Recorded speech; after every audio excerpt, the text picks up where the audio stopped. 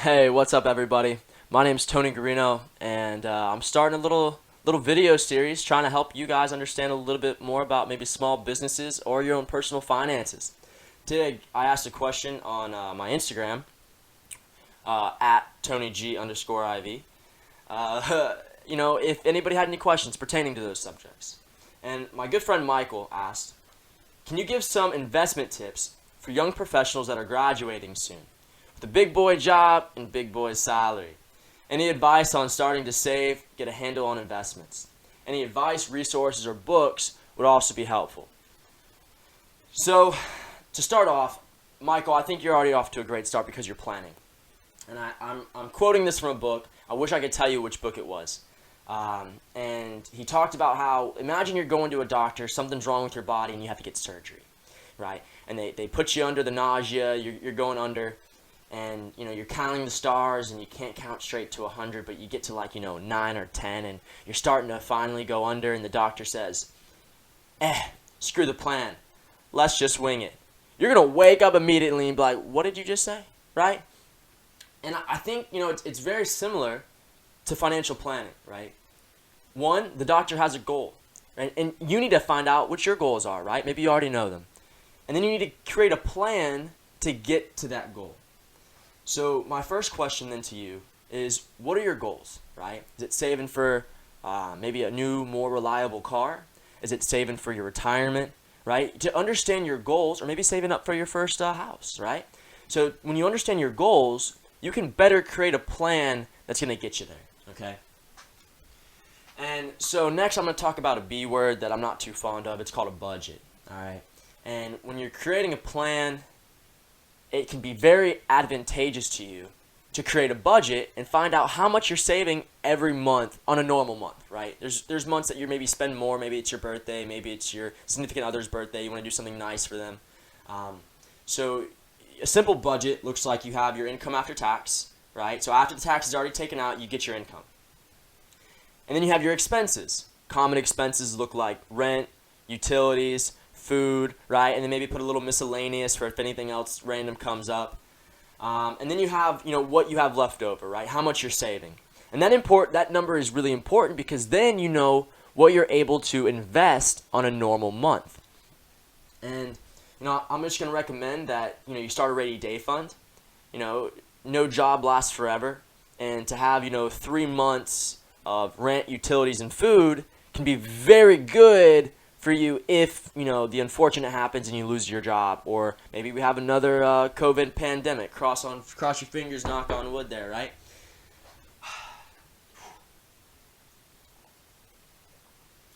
But now to answer your question, man. So there's thousands of ways you can invest. And I wrote down 3. Number 1 is you can invest in yourself, okay? I think this is one of the most important, being that, you're so young, and probably most of my viewers are very young. There are 1,000 ways you can invest in yourself. The easiest is going and buying books, right? Going and buying books and reading, right? Taking maybe more classes. Something that I did very recently is I started taking LinkedIn courses. Easy stuff, right? Take a LinkedIn course in Publisher, Microsoft Word, Excel, right? And so maybe when you're creating your budget, you go take a course in Excel and learn how to operate that and create your budget using that. My job, we put packages together, and we use Publisher. And so what I did is on my free time, I would go into the LinkedIn course, and I would learn how to use Publisher more efficiently. And our packages started looking not a lot better, but there were some things that I could do within the packages that helped me create a more pretty package. We'll use that, right?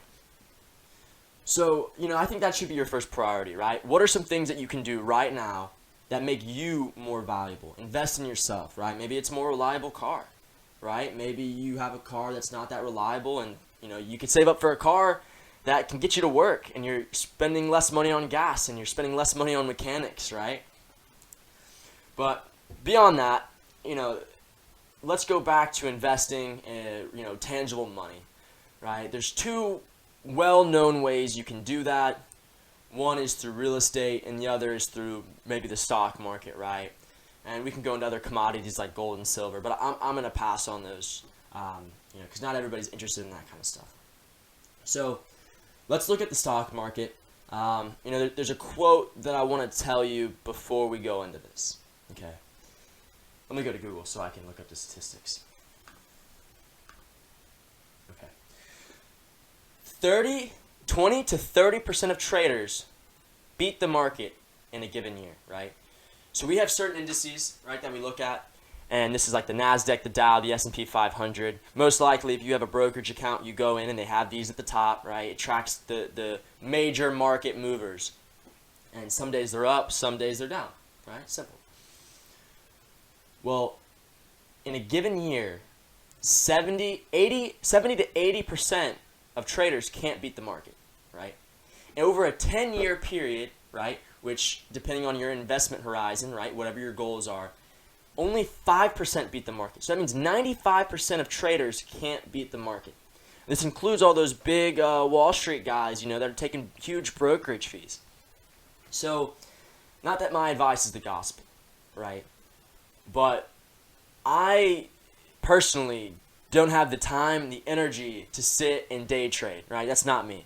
I learned it. I learned technical analysis. I did that, and I just can't do it. I can't sit in front of a computer, look at graphs and charts, and do all that analysis all day. It bores me, right? I get distracted. I want to go do something, play outside, right? And so my investment strategy is passive, right? That would be an active strategy, day trading, right? My strategy is more passive to where, let's say an easy way to do this is you find out what you can save every month, and maybe you put half of that in a normal savings account, right, that you can have liquid, means that tomorrow you can have that money. Or today, 5 seconds from now, you can have that money if you need it, right? A little bit more illiquid would be your stock account, your brokerage account, right? And this is where you could maybe put $100 in every month, right? And every month and invest it into a index fund, which tracks the market, right? So 95% of people over a 10-year period can't beat the market. So why are you going to spend all this time and energy beating the market? So a completely passive strategy is you put $100 in every month. Sometimes it's up, sometimes it's down. This is a concept called dollar cost averaging, right? So over time you're going where the market is, and that's one way you can invest in the stock market if that's something that you would like to do, right? Completely passive strategy. And I'm saying this on the basis that you're asking for, advice, resources, and books because you don't know a lot about financial literacy and investing and stuff. So it's completely passive. You put the $100 in and you don't worry about it. You check on it every month, right? Maybe every year, and you see where you're at. And I can go a lot deeper into this, but that's just a super simple, quick explanation of something that you could do, right? And the next is real estate. So there are a lot of great programs out there that you can get yourself into a property, and you can maybe save a little bit of money, right? So when you invest in real estate, there's a program with FHA loans where you can put as little as 3.5% down on a property. So if you're buying a $200,000 property, you're looking at $7,000, right? Whereas normally you need, upwards of 20%. So you're looking at 7 versus 40,000 down, right? And when you're just coming out of college, you don't have $40,000 laying around, or at least the average person doesn't, right? And so you can utilize an FHA loan. You're going to have to pay a little bit more on your interest rate through mortgage insurance, right? But it evens out, And, truth be told, this could be a great way. However, right, the cons of real estate is that, it's there. You can't pick it up and bring it somewhere else. So my advice is that if you wanted to purchase some real estate, it would have to be within an hour or 2 hours of where you want to live permanently, right? And this is on the basis that you're going to be the one managing it or living in it, right? And so, to bring this full circle, I think it's really important to invest in yourself. And then, create an automated system, right, where you put money into things that follow the markets. You're not trying to beat the market. You're just staying at pace with the market, which is still going to provide you great returns. Or, think about buying your first piece of real estate.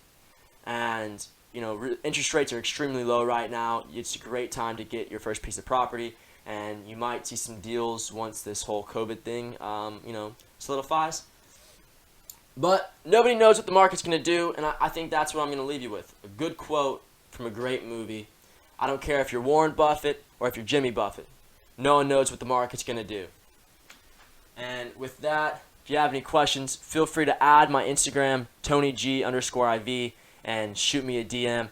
Hope you guys all have a fantastic week, and you start making smart financial decisions for you and your family. Cheers.